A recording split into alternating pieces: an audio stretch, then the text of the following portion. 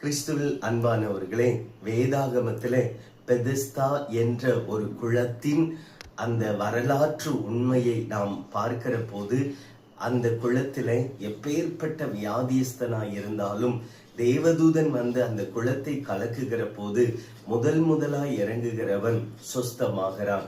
ஆகினபடியினாலே அது குளத்தின் அருகே ஏராளமான வியாதியஸ்தர்கள் இருந்திருக்க கூடும். அந்த வகையிலே ஒரு 38 வருட வியாதியோடு ஒரு மனிதன் அந்த குளத்தின் அருகே இருக்கிறான்.